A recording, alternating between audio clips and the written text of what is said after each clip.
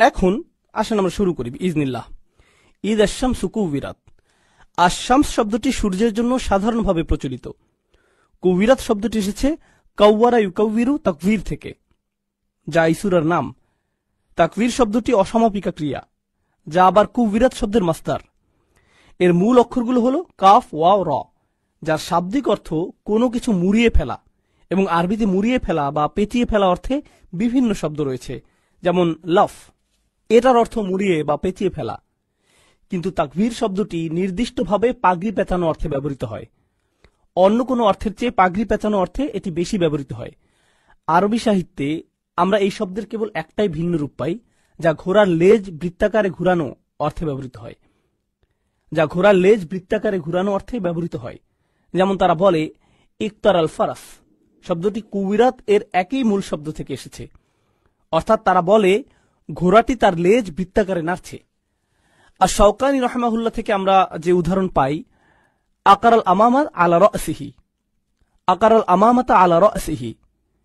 অন্যান্য বিজ্ঞজনেরাও একই মন্তব্য করেছেন। এর অর্থ হল লোকটি তার মাথার চারপাশে পাগড়ি মুড়িয়েছে। এখানে মূলভাব হল পাগড়িটা তো লম্বা, তাই না?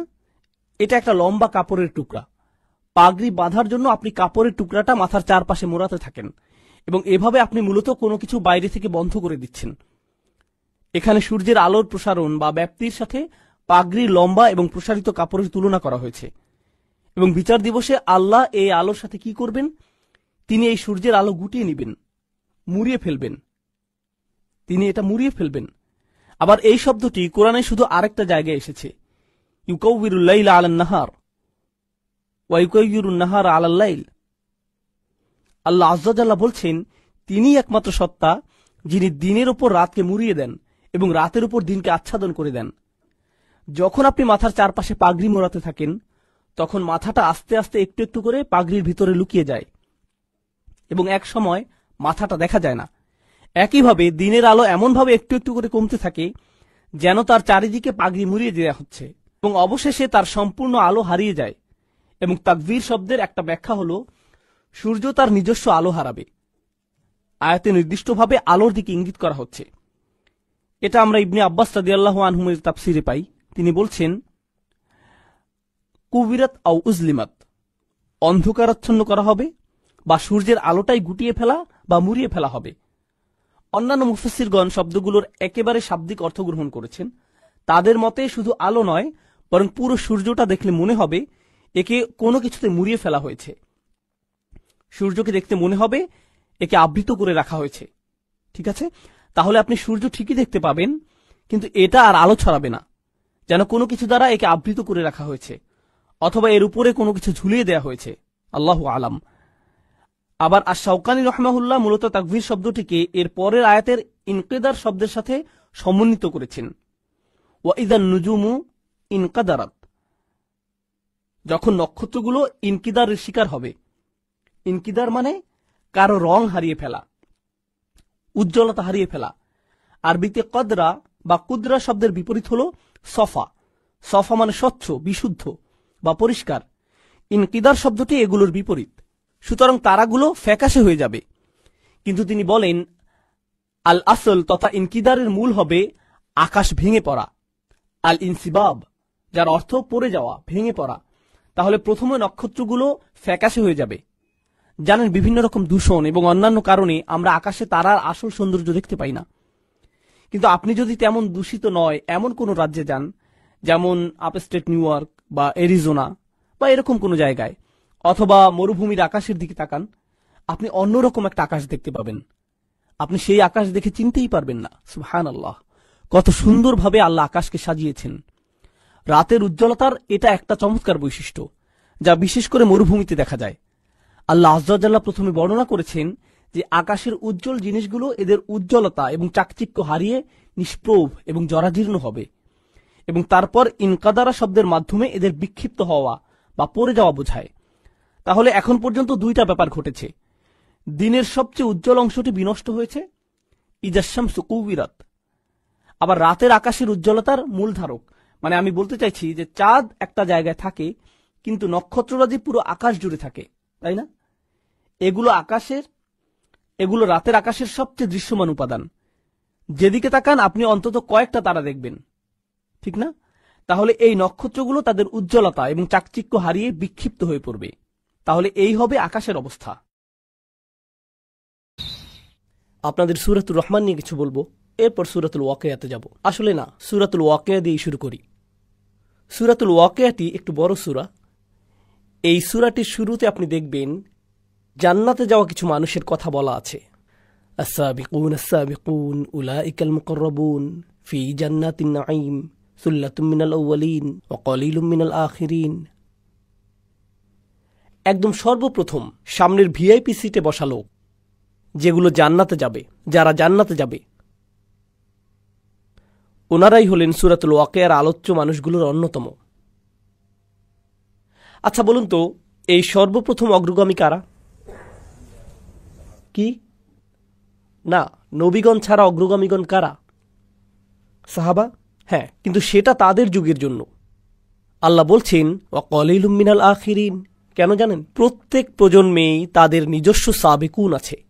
প্রত্যেক প্রজন্মেই 2015 সালের নিজস্ব সাবিকুন আছে, 2025 সালেরও কিছু নিজস্ব সাবিকুন আছে, 2055 সালেও যদি আল্লাহ ততদিনে কিয়ামত না আনেন তাহলে তখনও সে কালের সাবিকুন থাকবেন। বুঝতে পারছেন? এখনো শেষ না, কিন্তু প্রত্যেক জাতিরই নিজস্ব সাবিকুন থাকবেন। শুধু পার্থক্যটি হল প্রথম যুগের সাবিকুনদের অনুপাত শতকরা হার বেশি ছিল। আপনাদের এটা একটা উদাহরণ দিয়ে বুঝিয়ে দিচ্ছি। কল্পনা করুন 800 জন মানুষ একটি পরীক্ষা দেয়। যদি সাহাবীদের সময় ইমানের এই পরীক্ষা 800 জন মানুষ দেয় তাহলে 750 জনই 90% বেশি নাম্বার পাবে। তো তারা হলেন গোল্ডেন এ প্লাস। কিন্তু প্রজন্ম যেতে যেতে তখনও মানুষ 90-এর বেশি পাবে, তবে শতকরা হার নেমে যাচ্ছে। ধরুন 800 হতে মাত্র 50 জন বা 800 জনে মাত্র 20 জন 90-এর বেশি পেয়েছে। বুঝতে পারছেন? তাই অকলিলুম মিনাল আখিরিন, আরো কম পরবর্তীদের মধ্যে। কম মানুষ না, কিন্তু শতকরা হার কম। সাহাবিগণের সময়ে এ প্লাসের হার বেশি, তাই সামগ্রিক গুণ অনেক অনেক বেশি। আমাদের প্রতিযোগিতা কম, তাই সামগ্রিক গুণ অনেক কম। তবে প্রতিযোগিতা প্রত্যেক প্রজন্মেই থাকে। তো যাই হোক, সূরাতুল ওয়াকিয়ার প্রথম বিষয় হল আস-সাবিকুন। এই সূরার দ্বিতীয় বিষয় হল আসহাবুল ইয়ামিন। মা আসহাবুল ইয়ামিন ফাসহাবুল মাইমানাতি মা আসহাবুল মাইমানা। ডান পাশের মানুষজন।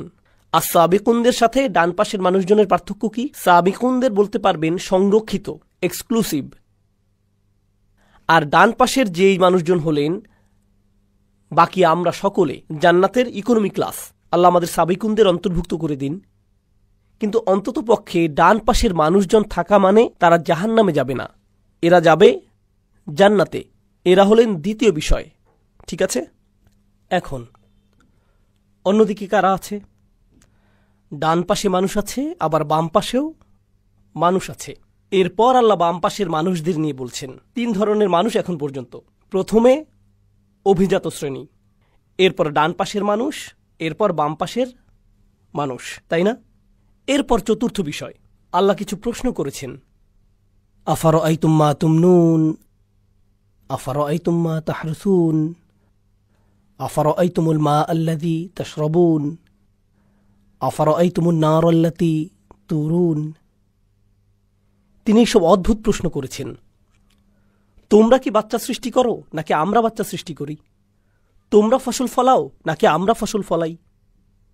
তোমরা আগুন জ্বালাও নাকি আমরা আগুন জ্বালাই? তোমরা আকাশ থেকে পানি নামাও নাকি আমরা আকাশ থেকে পানি নামাই? মানে আল্লাহ মানুষকে আল্লাহ যা সৃষ্টি করেন সেই বিষয়ে চিন্তা করতে বলছেন। মানে আল্লাহ যে সৃষ্টি করেন তা, তোমরা কিছুই সৃষ্টি করো না, আল্লাহই সবকিছু সৃষ্টি করেন, তোমাদের কোনো সৃষ্টিশীলতা নেই। এই যে আল্লাহর সৃষ্টিকে চতুর্থ প্রকার বিষয় হিসেবে বলা হচ্ছে 4টি। এখন পর্যন্ত কতগুলো বিষয় আমাকে ক্রমানুসারে বলতে পারবেন?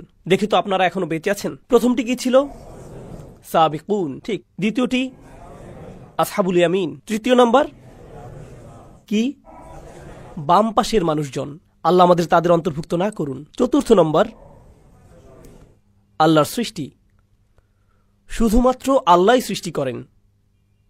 আর পঞ্চম বিষয়টি হল ফালা উকসিমু বিমাওয়াকিআন নুজুম ওয়া ইন্নাহু লাকসামুল লাউ তা'লামুনা আযীম ইন্নাহু লাকুরআনুন কারীম ফি কিতাবিম মাকনুন লা ইয়ামাসসুহু ইল্লাল মুতাহহারুন তানজিলুম মির রাব্বিল আলামিন।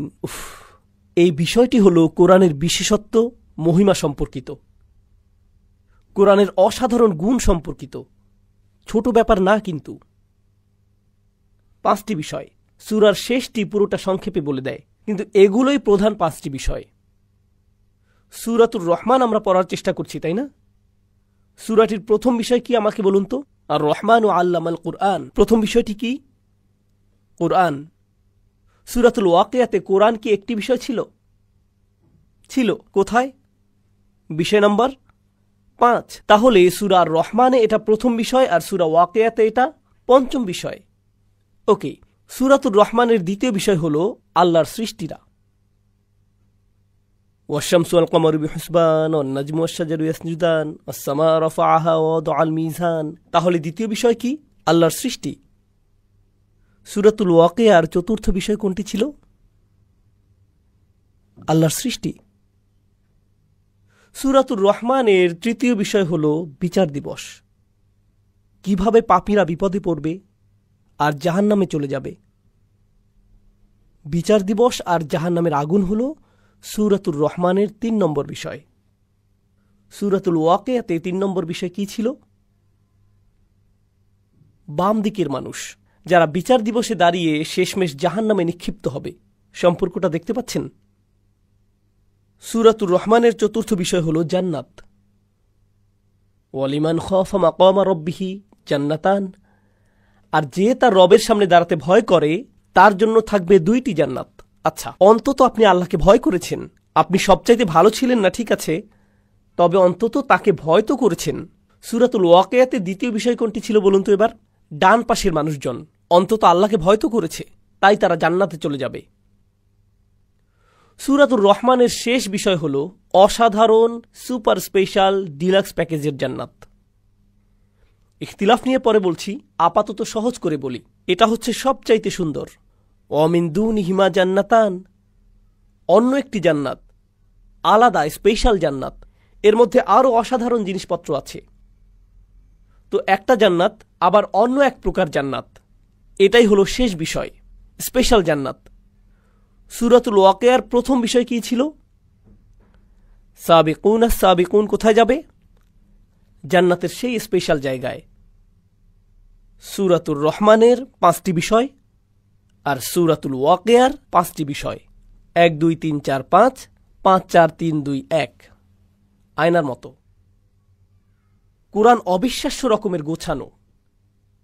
আমরা এখনো সূরাটি শুরু করতে পারিনি, আমরা শুধু পরিবেশটা বুঝতে চেষ্টা করছি।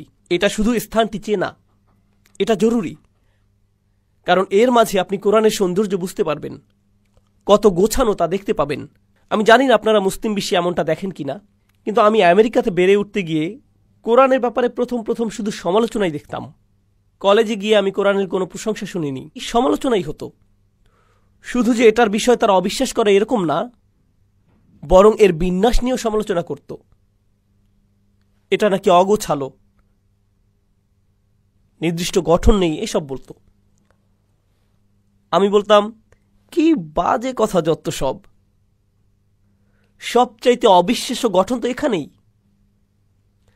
তোমরা মনোযোগ দাও না, এজন্য দেখতে পাও না, তাই দেখতেও পাও না, কারণ আল্লাহ এর দরজা অমনোযোগীদের জন্য খুলে ধরেন না, খোলেন না তিনি।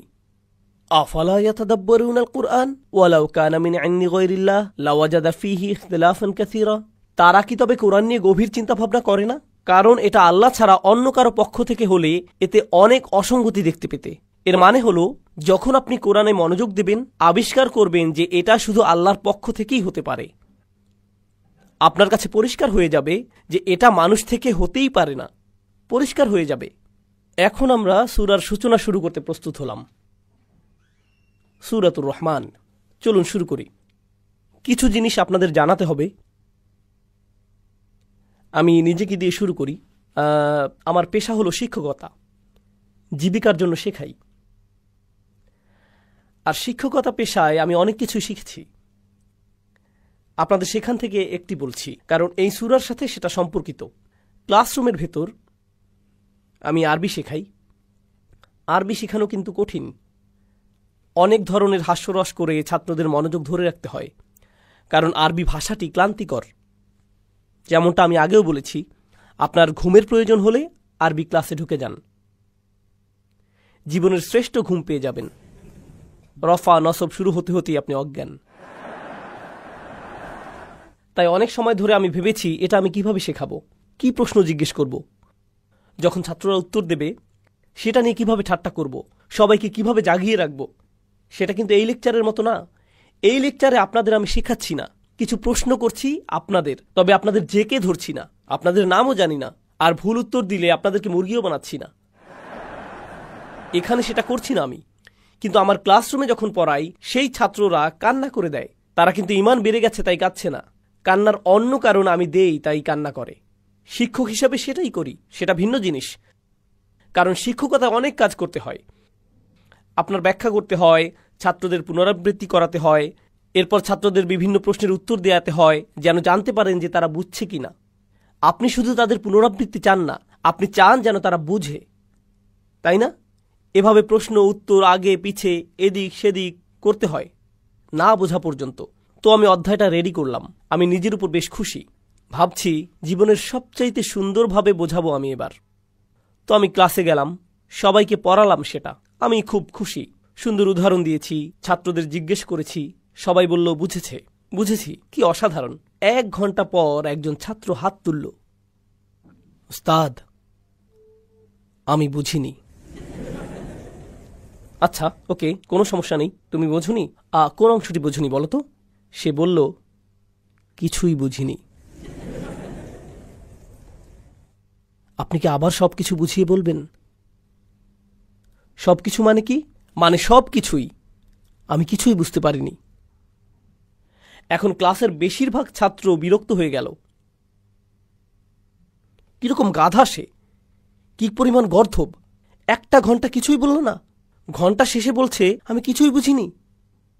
তাই আমি বললাম তোমরা চিন্তা করো না, সমস্যা নেই, তার জন্য আমি আবারও বলবো। তোমাদেরও আরেকবার রিভিউ হয়ে গেল। আর এইবার আমি পুরো ক্লাসের দিকে মনোযোগ দেইনি। কার দিকে মনোযোগ আমার? সেই ছেলেটি। এই বুঝতে পেরেছ? হ্যাঁ, ঠিক ঠিক। আচ্ছা, 1 ঘন্টা পর সে আবার হাত তুলল, উস্তাদ বুঝিনি কিছুই।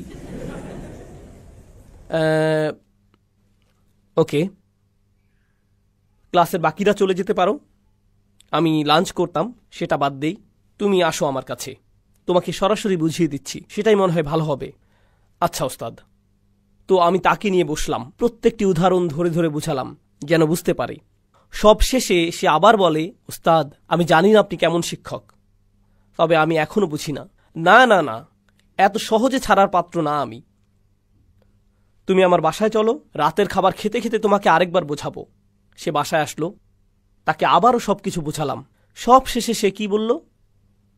আমি বুঝিনি।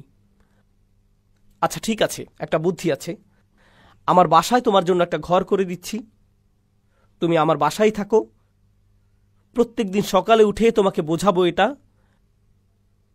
ব্রাশ করতে করতে, যতদিন না এটা তোমার হচ্ছে। শিক্ষকরা কি এমন করে কখনো? না, আমিও এমন করি না। কিন্তু আপনি যদি আমার মতো পাকিস্তানের লোক হন, তবে 1 ঘন্টা বোঝানোর পর যদি ছাত্র হাত তুলে বলে আমি বুঝিনি কিছুই, তখন সুন্দর একটা শেখানোর পদ্ধতি আছে, এটাকে বলে বোর্ড অফ এডুকেশন। সেটা আসলেই একটা বোর্ড।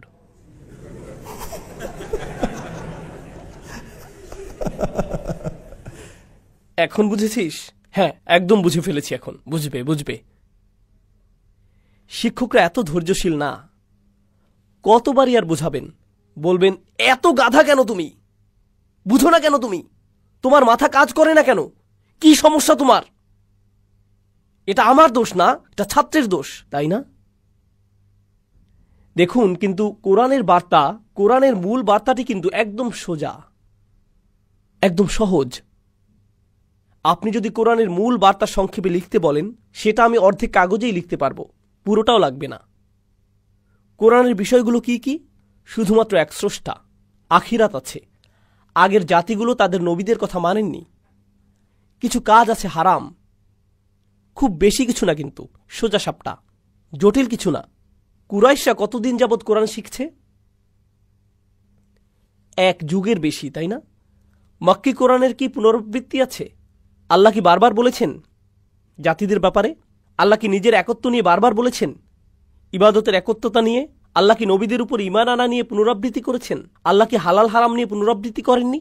তিনি কি অভাবীদের খেয়াল করা, অন্যদের ক্ষতি না করা নিয়ে পুনরাবৃত্তি করেননি? তিনি এই সব পুনরাবৃত্তি করছেন বারবার। যে কোনো ভালো শিক্ষক শেখানোর জন্য কি করে? সে কি করে? বারবার বলে আল্লাহ করেছেন। আর তাও শুধু 1 ঘন্টা না, 2 ঘন্টা না, 1 মাস না, 2 মাসও না, কতদিন? 1 যুগেরও বেশি সময় যাবত। তাছাড়া কোরআন কিন্তু একটা পাঠ্যক্রম। কোরআন হলো পাঠ্যসূচি, কিন্তু একটা ভালো পাঠ্যক্রম, ভালো বই যথেষ্ট না। আপনার খুব ভালো একজন শিক্ষকও লাগবে। কখনো আপনার কাছে খুব ভালো একটা বই থাকলেও শিক্ষক হয় জঘন্য, তখন কেউ কিছুই শেখে না। তাই আল্লাহ শুধু শ্রেষ্ঠ বইটিই দেননি, তিনি বিশ্ব মানবতাকে সর্বশ্রেষ্ঠ কি দিয়েছেন? শিক্ষক। আর ভালো শিক্ষকের উচিত ছাত্রদের সাথে ধৈর্য ধরা। তারা না শুনলেও তিনি ধৈর্য ধরেন। তিনি কি ভালো শিক্ষক? যত্নশীল শিক্ষক তিনি? বলেন কি সাল্লাল্লাহু আলাইহি সাল্লাম। আর এই ছাত্ররা, কুরাইশরা, একদম সহজ জিনিস শুনেও বলে কিছুই বুঝিনি। তারপর তিনি আবারও ব্যাখ্যা করেন, ওয়াকাযালিকা নুসাররিফুল আয়াত, আমরা আয়াত বারবার বদলে দেই। এভাবে যদি না বুঝতে পারো তাহলে এভাবে বুঝবে, ওভাবে যদি না বুঝো তাহলে আসো ওইভাবে বোঝাই, এরপর ওইভাবে বোঝাই, তারপর সেইভাবে। ইয়াদরিবুল্লাহু আমসালা লিন্নাস, আল্লাহ প্রত্যেক মানুষের সহজতার জন্য অনেক উদাহরণ দিয়েছেন, কারণ প্রত্যেক ছাত্র প্রত্যেক উদাহরণ হয়তো বুঝবে না। তাই আল্লাহ একটা উদাহরণ দেন, সেটা না বুঝলে কি করেন? আরেকটা দেন, এরপর আরেকটা, এরপর আরেকটা। জানেন, কোরআনের ভেতর আল্লাহ কোরআনকে তাসরিফুর রিয়াহ এর সাথে তুলনা করেন, বায়ু প্রবাহ। কারণ কিছু বায়ু হালকা, কিছু অনেক জোরে, কিছু বাতাস আসে উত্তর থেকে, কিছু দক্ষিণ থেকে, কিছু পূর্ব থেকে, কিছু পশ্চিম থেকে, কিছু ঠান্ডা আবার কিছুটা উষ্ণ। ঠিক কোরআনের আয়াতের মতো, কিছু আয়াত আপনাকে আনন্দ দেবে, কিছু ভয় দেখাবে, কিছু কষ্ট দেবে, কিছু আপনার প্রেরণা যোগাবে। কোনো আয়াত শেখাবে, কোনোটা অভয় দেবে, কোনোটা আবার শক্তি যোগাবে। বিভিন্ন রকমের বায়ু, ঠিক কোরআনের বিভিন্ন আয়াতের মতো প্রত্যেকটা উপায় গ্রহণ করা হয়েছে। তাছাড়া কিছু ছাত্র গর্দভ হয়, আমি জানি, মনোযোগই দেয় না। এরপর আরেক ধরনের ছাত্র আছে যারা বলে আমি বুঝি না, এরপর বুঝিয়ে বলার পর আবার বলে হ্যাঁ আমি বুঝিনি, আবার বুঝান, সে বলে এই দেখো আমি বুঝিনি। এরা কি ধরনের ছাত্র? এরা ঝামেলাকারী। সে শিক্ষককে নিয়ে মজা করছে, ক্লাসে মজা নিচ্ছে, ভাবছে এই সব কিছুই ঠাট্টার বিষয়, তাই না? একটা ছাত্র আছে, সে আসলেই বুঝেনি। আরেকটা ছাত্র অন্যদিকে, সে সব কিছু খুব ভালো বুঝেছে, এরপরেও কি বলে মজা নেয়? আমি বুঝিনি, কিছুই বুঝলাম না। আপনি খারাপ শিক্ষক। আর এই ধরনের ছাত্ররা যখন শিক্ষক বুদ্ধিমান হয়, যখন শিক্ষক চালাক হন, তিনি ঝামেলাকারীকে চিনে ফেলেন, বুঝে ফেলেন কখন ঝামেলা করছে। আর যখন সেসব করে তখন সেই ছাত্রের কি হয়? একে বলে মুরগি। কিছু শাস্তি দিতে হয়, ঠিক? প্রিন্সিপালের অফিসে যাও, স্কুল থেকে বেরিয়ে যাও।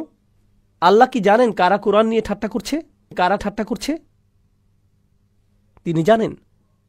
আর তিনি তাদের কাছে কোরআন বারবার বারবার ব্যাখ্যা করছেন সর্বশ্রেষ্ঠ শিক্ষককে দিয়ে, 1 যুগেরও বেশি সময় যাবত।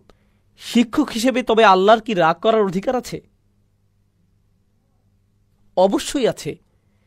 সেই ছাত্রগুলো কি শাস্তি পাওয়ার যোগ্য? অবশ্যই। কিন্তু আল্লাহ কি শাস্তি দিচ্ছেন তাদের?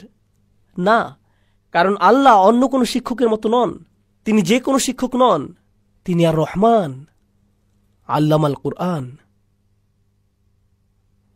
লাউ কানা দুনার রহমান, রহমান ছাড়া অন্য কেউ যদি হতো কোরআন শেখাচ্ছে, তাহলে বাঁচতে পারত না। বরং আমি অনেক সময় বলি, অনেক সময় যখন এইসব ক্লাসগুলো নেই, তখন অডিয়েন্সে বসা কেউ কেউ হাফেজও থাকেন, এমন শিক্ষকও থাকেন যারা বাচ্চাদের কোরআন হিফজ করান। আর হিফজ মাদ্রাসাগুলো, তাহফিজের মাদ্রাসাগুলোর ছাত্ররা তাদের শিক্ষকদের ভয়ে কাতর। তারা যদি সঠিকভাবে সবক দিতে না পারে, 1টা 2টা বা 3টা ভুল যদি করে, তবে উস্তাদের হাতে পাইপ আছে, চাবির চেইন আছে। বাচ্চার চেহারায় এভাবে চাবি লেগে থাকে। তাই তারা যখন কোরআন শেখার চিন্তা করে তখন ভাবে দয়ামায়াহীন কিছু একটা। এটা কি দুঃখজনক না? কারণ আল্লাহ স্বয়ং বলছেন, যখন কোরআন শেখানো হয় কে শেখায়? তিনি কিন্তু বলেননি আল জাব্বার আল্লামাল কুরআন, তিনি বলছেন আর রহমান আল্লামাল কুরআন। আমরাই যখন কোরআন শেখাই তখন আমি শুধু রাসূলুল্লাহ সাল্লাল্লাহু আলাইহি সাল্লামের সুন্নাহ পরিপূর্ণ করছি না, বরং আমরা স্বয়ং আল্লাহর সুন্নাহ পূরণ করছি। আল্লাহ নিজেই কোরআন শিখিয়েছেন, আমাদেরকে সেটাই নকল করতে হবে। যেমন রসুলের সুন্নাহ নকল করতে হবে সাল্লাল্লাহু আলাইহি সাল্লাম, আল্লাহর সুন্নাহও আমাদের মানতে হবে। যখন কোরআন শেখাবো আরো বেশি দয়াবান হতে হবে। বুঝতে পারছেন? আমাদেরকে আরো দয়া দেখাতে হবে। আল্লাহ যদি কুরাইশদের প্রতি দয়া দেখাতে পারেন, তবে আপনি ছোট বাচ্চাদের সাথেও সেটা পারবেন। সেটা আরো সহজ। এগুলো আল্লাহর কিতাব থেকে শিখতে হবে। খুবই দুঃখজনক বিষয় যে একটি বাচ্চা তার উস্তাদের কাছে কোরআন পড়তে ভয় পাবে। এটা ভালো ব্যাপার না। আমি নিজে কোরআনের হাফিজ দেখেছি, 18-19 বছর বয়সী, কখনোই মসজিদে যায় না, কখনোই মসজিদে যায় না। জিজ্ঞেস করলাম, কেন মসজিদে যাও না? কারণ আমার উস্তাদ আমাকে মসজিদে মারতেন।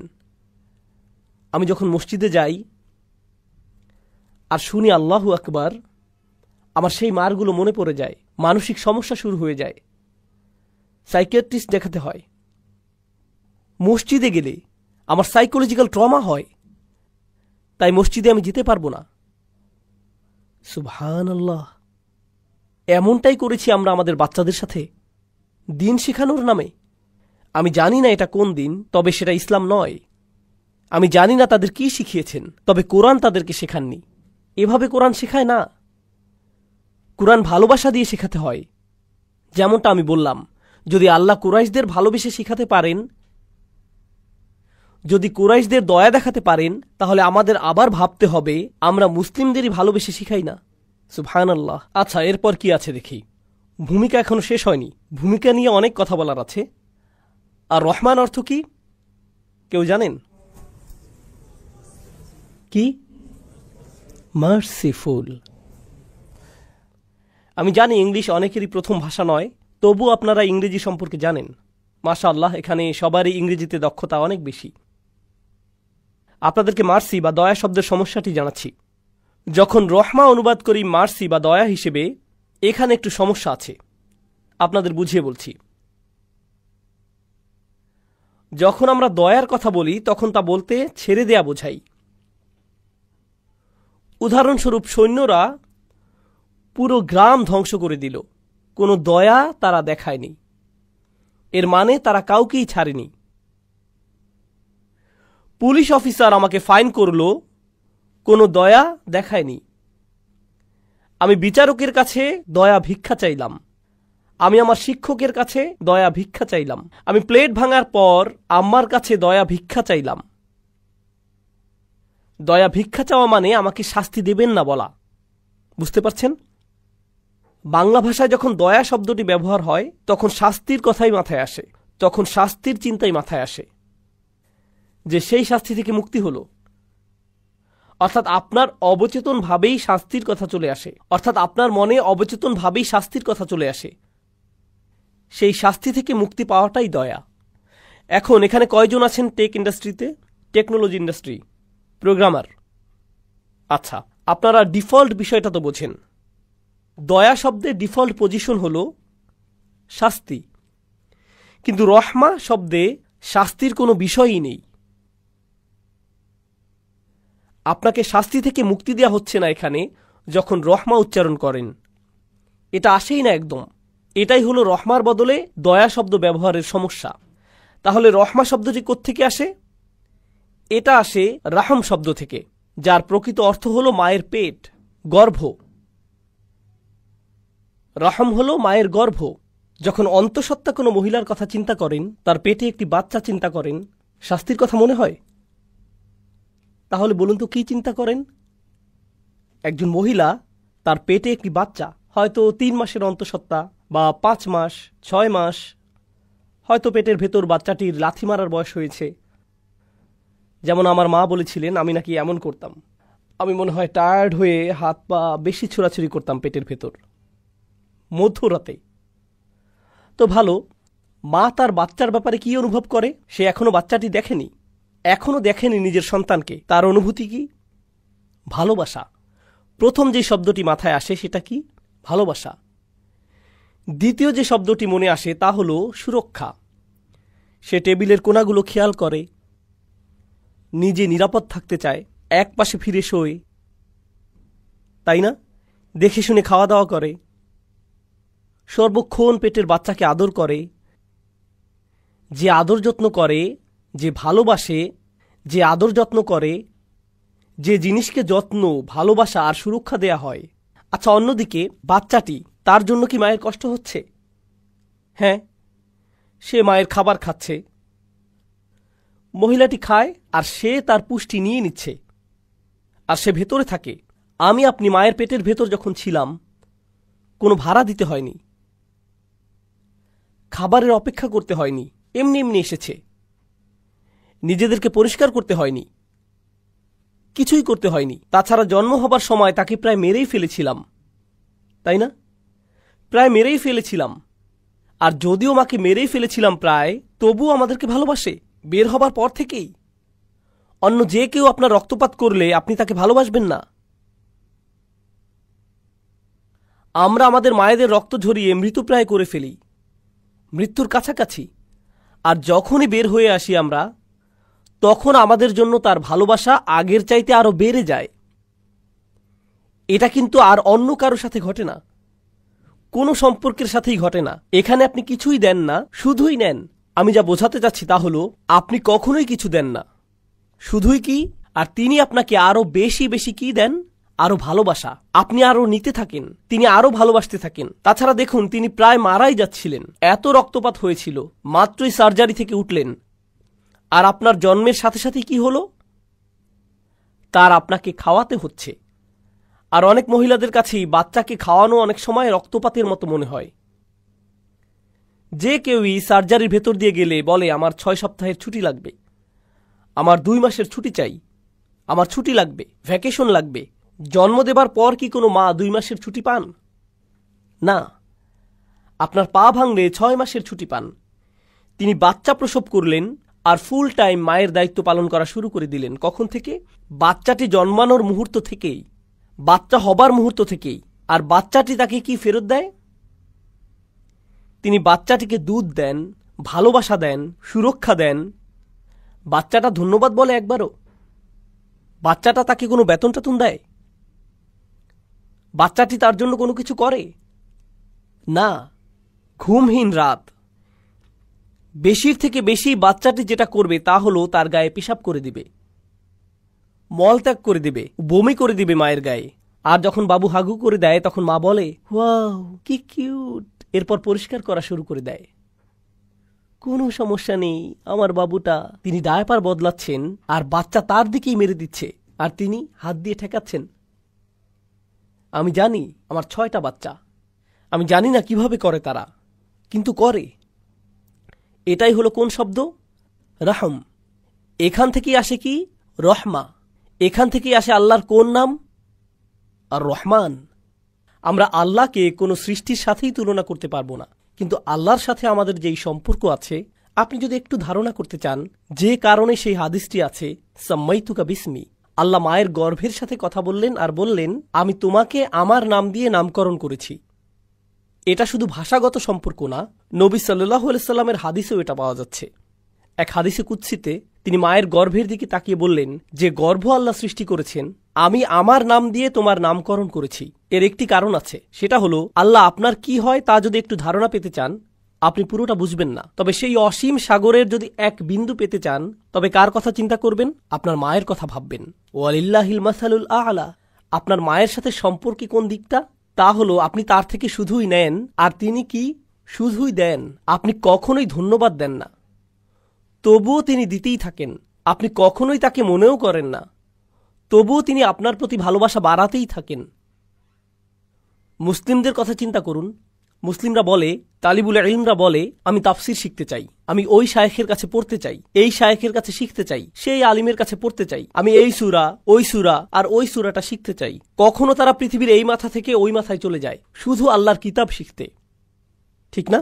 আর কি সম্মান বোধ করছে যে শাইখের কাছে শিখতে পারছে?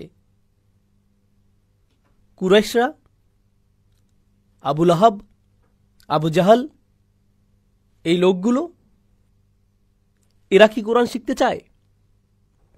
তারা কোরআনের একটি আয়াতও পাওয়ার যোগ্য না। তবুও আল্লাহ তাদের পুরো একটি সূরা দিয়ে দিলেন। এরপর তিনি দিলেন আরেকটি সূরা, এরপর তিনি দিলেন আরেকটি সূরা। তারা যখন এটাকেও ধাক্কা দিয়ে সরিয়ে দিল, আল্লাহ তাদের কি দিলেন? আরেকটি সূরা। প্রত্যেকটি সূরা আল্লাহর থেকে রহমত কিনা? আল্লাহ চাইলে তাদের আরো অনেক কঠিন কিছু দিতে পারতেন, ঠিক না? আল্লাহ তাদের শাস্তি দিতে পারতেন, ঠিক কিনা? কিন্তু প্রত্যেকবার এমন করার পর আল্লাহ তাদের কি দেন? আরেকটি সূরা। আল্লাহর কাছ থেকে আরো রহমা তার পক্ষ থেকে। তাছাড়া কোরআন কি? কোরআন হলো আল্লাহ আপনার সাথে কথা বলছেন। কোরআন হচ্ছে আপনার সাথে আল্লাহর কথা। যখন আপনি কাউকে অপমান করেন, তারা প্রথমে যেটা করে তা হলো তারা আর আপনার সাথে কথা বলে না।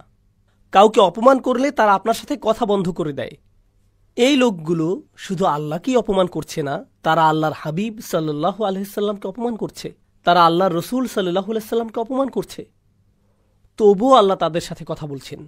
এরপর তিনি রাসূলকে বলছেন, ফাসবির আলা মা ইয়াকুলুন, আপনি ধৈর্য ধরুন, আমি জানি তারা আপনাকে মন্দ কথা বলছে। ওয়ালাকাদ না'লামু আন্নাহু ইয়াকিদু সাদরুকা বিমা ইয়াকুলুন, আমি জানি আপনার অন্তর বদ্ধ হয়ে আসে তাদের কষ্টকর কথাগুলোর কারণে। তবুও তাদের কাছে গিয়ে বোঝান। এটাকেই বলা হয় আর রহমান। কোনো মানুষই এটা করতে পারে না। আমি আপনাদের জানি না, মুসলিম হিসেবে আমি আপনাদেরকে ভালোবাসি, কিন্তু কেউ যদি আমাকে এসে বলেন আপনি হচ্ছেন একটা শয়তান, আপনি খারাপ, মানুষকে বিভ্রান্ত করছেন, আপনি কাফির, আপনি এটা, আপনি ওটা, অনেক গালমন্দ করলেন, এরপর আমার মাকে নিয়ে কথা বললেন, আমার বাবাকে নিয়ে কথা শোনালেন, আমার স্ত্রীকে নিয়ে মন্দ কথা বললেন, আমার মেয়েদেরকে নিয়ে খারাপ কথা বললেন, আমার বোনকে নিয়েও, আমি কিন্তু আংশিক পাঠান, তাই সাবধান। অন্তত পক্ষে আমি বলবো, আমি চলে যাচ্ছি, আমি ফানার ছাড়ছি, আমি দোহা ছাড়ছি, আমি আর কখনোই দোহা ফিরে আসব না। কেন? কেউ বলল আপনি আর দোহাতে কেন যান না? একটা লোক ছিল, সে আমার কাছে এসে যা যা বলল, আমি আর যেতে চাই না ওখানে। আপনারা সবাই কি আমাকে অপমান করেছেন, নাকি শুধু একজন? শুধু একজনই যথেষ্ট আমার বিরক্ত হবার জন্য, দরকার নেই। রাসূলুল্লাহ সাল্লাল্লাহু আলাইহি সাল্লাম কুরআন তেলাওয়াত করছেন এই লোকগুলোর কাছে, আর তারা তাকে অপমান করেই যাচ্ছে। আমি তো কিছুই না। কেউ এসে আমাকে অপমান করলে আমি কি বলি? এই জানো আমি কে? আমি ইউটিউবে আছি, দেখে নিও কে আমি। কেউ যদি রাসূলুল্লাহ সাল্লাল্লাহু আলাইহি সাল্লামকে অপমান করে, তবে হ্যাঁ, তার অধিকার আছে বলার আল্লাহ বলেছেন ওয়ালামু আন্না ফীকুম রাসূলুল্লাহ। এটা ছোট কোনো বিষয় না। আর সেই একই নবী সাল্লাল্লাহু আলাইহি সাল্লাম তাকে আবু জাহাল অপমান করল, অথচ পরদিনই তিনি ফিরে এসে আবু জাহালের সাথে আবারও কথা বললেন। আর আবু জাহাল যে এমন এক জাহিল লোক, জাহিলিয়াতের বাপ, সে তাকে বলছে তোমার কি গতকাল যথেষ্ট হয়নি, আরো কিছু কথা শোনাবো আজকে তোমাকে। তাকে সে আরো বাজেভাবে পরদিন অপমান করল। নবীজি ফিরে গেলেন, আর আল্লাহ তাকে আবার পাঠালেন, যাও আবার কথা শুনে আসো, যাও আবার কিছু কোরআন শোনাও, তাকে কোরআন নিয়ে ঠাট্টা আবারও করতে দাও। তিনি এটাই করলেন প্রতিটা দিন, এক যুগেরও বেশি সময় যাবত। এটা কি সহজ মনে হয়? চিন্তা করে দেখুন তো। আলহামদুলিল্লাহ, আপনারা সম্মানিত মানুষ, মর্যাদাবান মানুষ। আপনারা যখন কাজে যান, আশা করেন যে আপনার সাথে সম্মানজনক আচরণ করা হবে, ঠিক না? আপনি অফিসে গেলেন, আর কেউ আপনাকে কুকুর বলল, শুকর বলল, কোনো নোংরা কথা বলল, আপনার খারাপ লাগে? আপনি বাসায় আসলে সেটা আপনার চেহারাতেই দেখা যায়। আপনি বাসায় আসলে আপনার স্ত্রী বললেন, কোনো সমস্যা? আমার কিছু বলতে ইচ্ছা করছে না। আপনার চাকরিটাই ছেড়ে দিতে ইচ্ছা করে, আপনার দেশ ছেড়েই চলে যেতে ইচ্ছা করে, কারণ কেউ একজন আপনাকে মন্দ কথা বলেছে।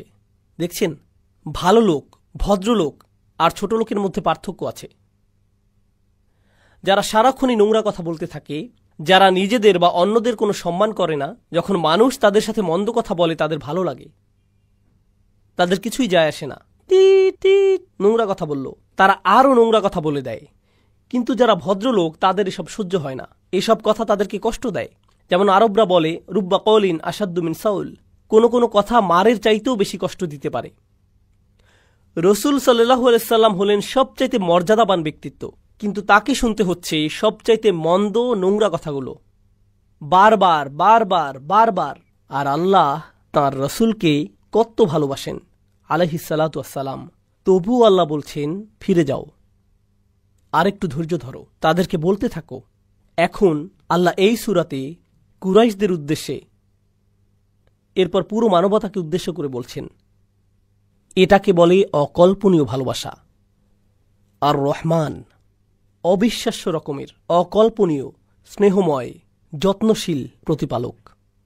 তিনি শুধুমাত্র, আর কেউ নন, যিনি কোরআন শিক্ষা দিয়েছেন, আল্লামাল কুরআন। চলুন এটা সম্পর্কে আরও দু একটা জিনিস শিখে সামনে আগাই। আমি ভূমিকাতে বেশি সময় নিচ্ছি, কারণ ভূমিকাটাই সবচাইতে বেশি গুরুত্বপূর্ণ অংশ।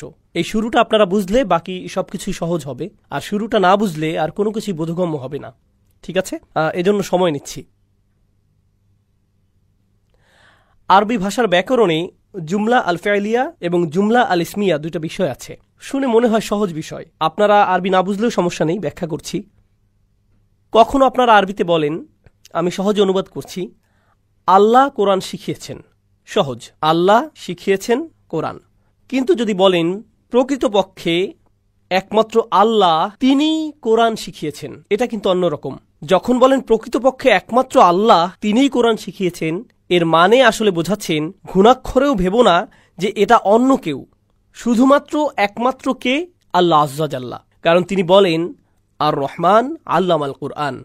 আর আপনি এখানে বসে শুনছেন, বা আমি বসে বসে তাফসির পড়ছি আমার অফিসে, যখন আপনি কোনো লেকচার শুনছেন আপনার গাড়িতে, কোরআন সম্পর্কে শিখছেন, যখন আপনি কোনো সূরা মুখস্থ করছেন, যখন কোনো বাচ্চা উস্তাদের কাছে বসে নুরানি কায়দা শিখছে, যখন কেউ তাজবিদ শিখছে, যখন কেউ তার শাইখের কাছে বসে তাফসির শিখছে, তার একজন শিক্ষক আছেন। সেই শিক্ষকেরও আছে একজন শিক্ষক, আবার সেই শিক্ষকেরও আরেকজন শিক্ষক আছেন। এভাবে পেছনে যেতে যেতে তাদের শিক্ষককে রাসূলুল্লাহ সাল্লাল্লাহু আলাইহি ওয়াসাল্লাম। আর কে রাসূলুল্লাহর শিক্ষক? জিবরাইল আলাইহিস সালাম। আর জিবরাইলের শিক্ষককে আল্লাহ। মূলত আপনি সরাসরি আল্লাহর সাথে সম্পর্কিত। যখন আপনি কোরআন শিখছেন, তখন এই পুরো চেইনটা আল্লাহ বলছেন, এই চেইন ভুলে যাও, শুধু মনে রাখো আমি তোমাকে শেখাচ্ছি। আপনি সরাসরি সম্পর্কিত, আল্লাহই আপনার শিক্ষক। এই প্রথম পয়েন্টের গুরুত্বটা বুঝলে আমি আপনাদেরকে প্রথম বিরতি দেব। অনেকক্ষণ কথা বলেছি। আমেরিকাতে কখনো কখনো শিক্ষার্থীরা তাদের ইউনিভার্সিটি নিয়ে অনেক গর্ববোধ করে। কেউ বলছে আমি হার্ভার্ডে পড়েছি, আমি কলম্বিয়াতে পড়েছি, ইয়েল ইউনিভার্সিটিতে পড়েছি। ইসলামিক স্টাডিজে কেউ বলে আমি পড়েছি উম্মুল কোরাতে, আমি জামিয়া ইসলামিয়া মদিনাতে পড়েছি, আজহারে পড়েছি, আমি এই মাদ্রাসায় পড়েছি, ওই মাদ্রাসায় পড়েছি, আমি অমুক শাইখের কাছে পড়েছি, আমি অমুক কারির কাছে যা পেয়েছি। মানুষ এসবে গর্ববোধ করে কি না?